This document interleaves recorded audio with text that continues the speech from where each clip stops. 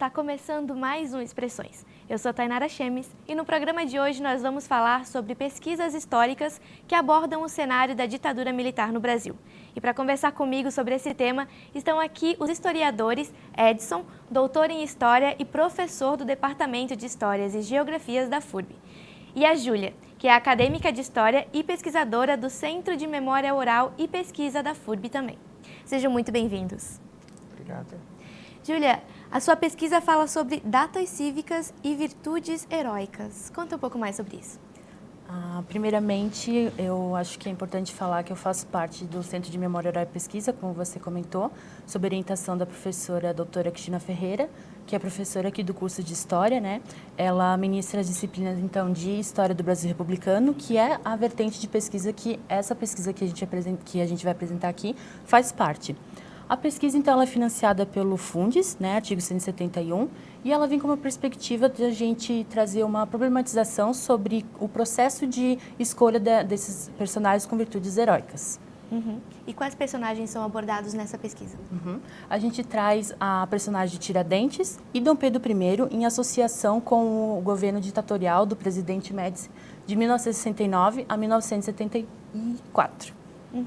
E vocês problematizam um pouco essa questão do patriotismo, né, encontrado nessas figuras, né? Principalmente em relação à representação dessas figuras na imprensa, né, geral, e a gente traz então um olhar de como que essa imprensa ela representava essas personagens em associação com o governo ditatorial. Nós percebemos então que a figura de Dom Pedro I ela é bem relacionada com o seu caráter militar e em relação à sua participação em consolidação na identidade brasileira e também como um personagem importante para a própria pátria Brasil. Já a personagem de Tiradentes, ele é bem relacionado com a sua atuação no movimento da Inconfidência Mineira, em que se ressalta mais o seu caráter patriótico e também nacionalista, e em virtude a sua associação também com o caráter libertário da República. Legal. E Edson, então você logo vai lançar seu novo livro, né? A produção do espectro comunista, imprensa, política e catolicismo no contexto do golpe de 1964. Que título, hein? Sobre o que fala o seu livro? Então, esse livro ele começou aqui na FURB, né? Quando eu era aluno do curso de História ainda, foi meu trabalho de conclusão de curso, né? Então, depois eu continuei trabalhando com ele quando eu fui ao mestrado, né? Esse livro se tornou a minha dissertação de mestrado e posteriormente eu ampliei com outras fontes também que foram disponibilizadas mais tarde para falar desse tema aqui em Blumenau. Então ele parte de 1960 a 64, é o período anterior ao que a gente chama do que foi o golpe militar, né, em 64, e ele avança um pouquinho também, né, até 72 mais ou menos, quando eu falo do processo judicial em que os membros do Partido Comunista aqui de Blumenau estiveram envolvidos, né. Então ele parte, em primeiro momento, mostrando como que o Partido Comunista ele foi organizado aqui na cidade, em 1960, e aí a oposição que se cria a esse partido, principalmente através da imprensa, né, através da imprensa comercial, da imprensa religiosa. Eu trabalho com jornais também católicos da época, né, por isso o título, né. E depois, de certa forma, eu trabalho também com a imprensa que o próprio Partido Comunista produziu, né, e trabalho com a ideia de imaginário, né, imaginário político tanto comunista quanto anticomunista, né, porque a ideia do imaginário ela trabalha sempre com os maniqueísmos, né, então a gente nota maniqueísmo tanto por parte dos anticomunistas quanto dos comunistas também. Então, é importante pegar essa perspectiva dos dois imaginários, né, que eles estão construindo sobre a sociedade, né. E isso vai desencadear, né, a prisão desses membros do partido aqui em 1964. Era um grupo minoritário na época, cerca de 40 pessoas mais ou menos que faziam parte da legenda. Essa legenda, ela estava proibida, né? O partido era ilegal, né? O Partido Comunista. No entanto, estava no que a gente chama de quase que uma legalidade de fato, né? Então, a gente pega no período, no Rio de Janeiro, né? O partido fez a sua reunião, a sua assembleia na Associação Brasileira de Imprensa, né? Então, assim, toda a imprensa cobriu, né, essa assembleia do Partido Comunista com o Prestes, né? E aqui também, de certa forma, havia o que a gente chama de semi-legalidade do partido. Só que, no entanto, com o passar do tempo e o golpe de 64, foram todos presos, né, acusados de crime político, né, de atentar contra a segurança nacional. Né? Então, foi esse um pouco a minha trajetória aí na pesquisa. E os dois trabalhos, as duas pesquisas abordam esse discurso das mídias nesse período histórico, né? Qual discurso era este nessa época? Você quer? Bem, da nossa pesquisa, então, era uma associação com essas personagens com virtudes heróicas com os governos dos generais na ditadura. Como eu comentei um pouco antes, né, eles eram ressaltados mais esse caráter militar das duas personagens para fazer com que no imaginário da população se conseguisse ter uma continuidade de governos militares do passado em relação às duas personagens, né, Tiradentes e Dom Pedro I, com a continuidade desse governo ditatorial agora no período da ditadura no Brasil. Então a gente vê que com essa representação na imprensa e também dos grandes desfiles e das comemorações, se estreita então a relação entre história e memória, e dessa forma a gente consegue perceber que a imprensa e a sua representação, elas não vêm somente como uma representação dessas personagens como algo dado, mas também como um reforço para legitimar as ações do governo no período. A minha pesquisa na imprensa, assim, ela ocupa basicamente todos os 2 primeiros capítulos do livro, e ela foi um instrumento, né, eu trato como a imprensa como uma arena de disputas, né? Então, assim, há esse discurso anticomunista muito forte, muito virulento, né? No sentido de associar os comunistas à imagem, por exemplo, de pessoas violentas, de pessoas depravadas, sem moral, sem religião de um modo geral, né? E, no entanto, há também uma apropriação dessa imprensa pelos próprios membros do partido, no sentido de construir uma contra-imagem, né, em relação a si mesmos, né? Então, essas representações, elas estão sempre em disputas, né, do que é o comunista, do que é o anticomunismo de um modo geral, né? E os comunistas, eles vão criar um jornal nessa época também, que se chama Folha Catarinense, um jornal que circulou no estado todo, né?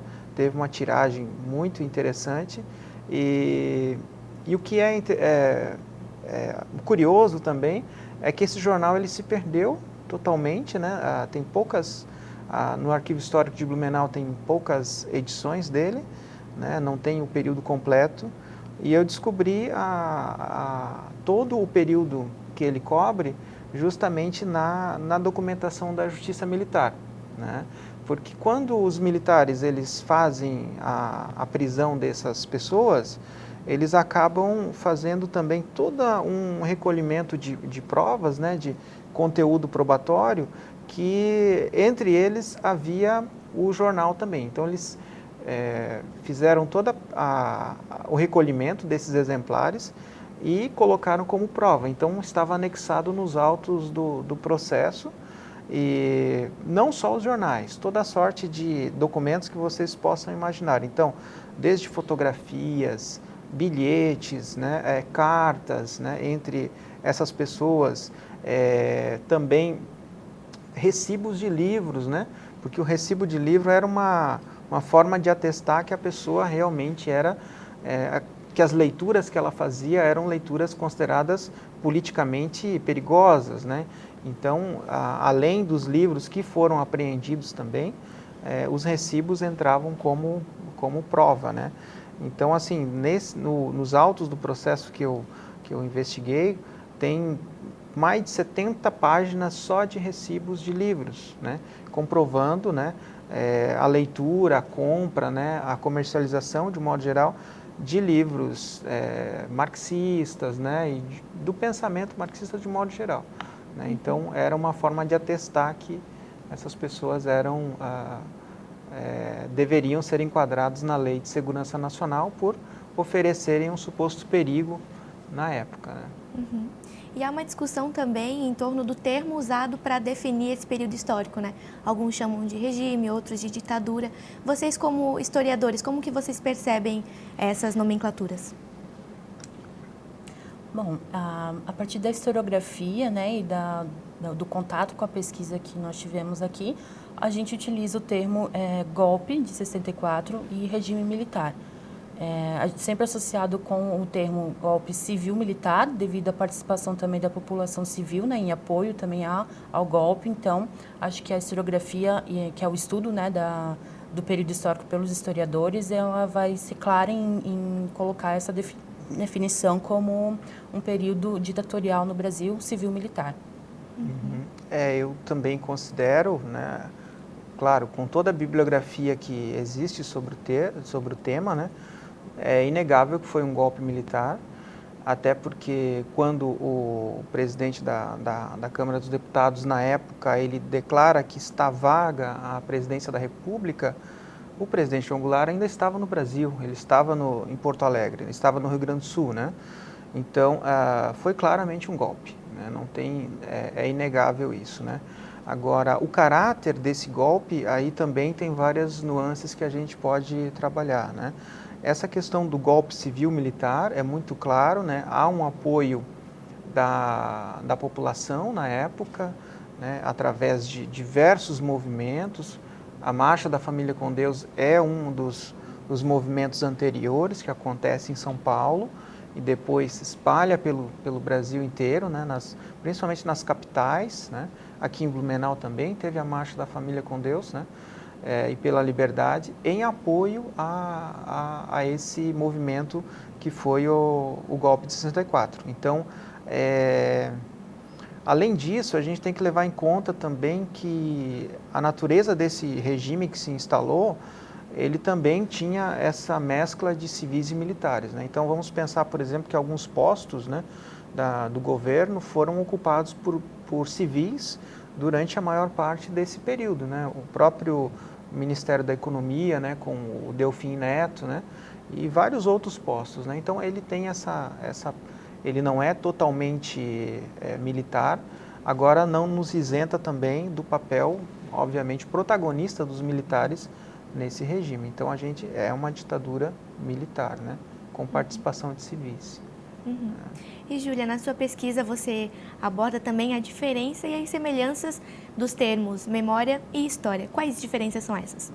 Bom, na pesquisa, então, a gente tenta trazer essas semelhanças e diferenças, né?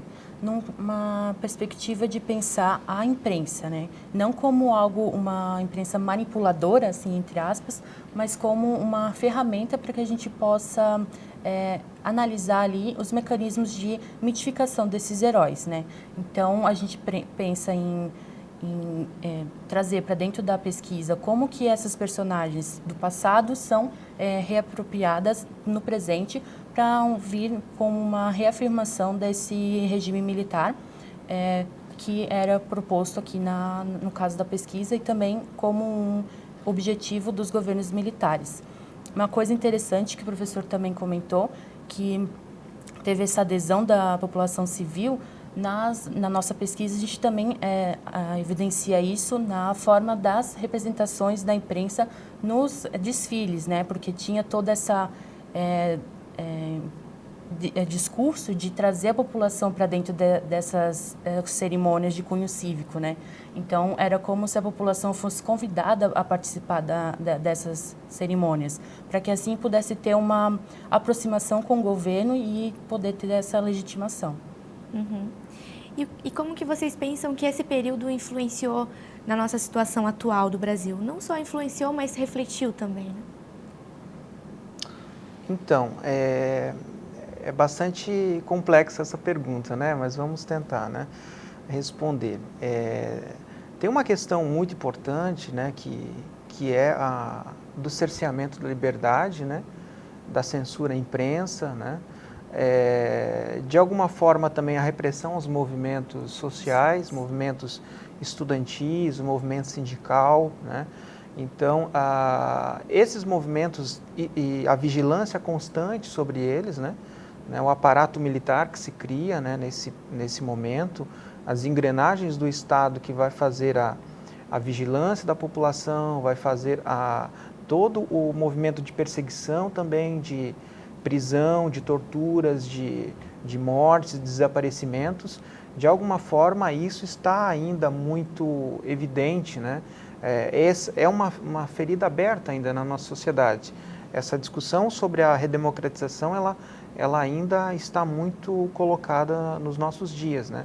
Quando a gente vê pessoas, né, que não têm a compreensão desse período, né, se colocando, né, então é muito importante a gente mencionar isso, porque de certa forma nós vivemos um período em que a liberdade de expressão, né, corre risco, né, a diminuição dos espaços democráticos é uma realidade nas nossas, né, no nosso dia a dia.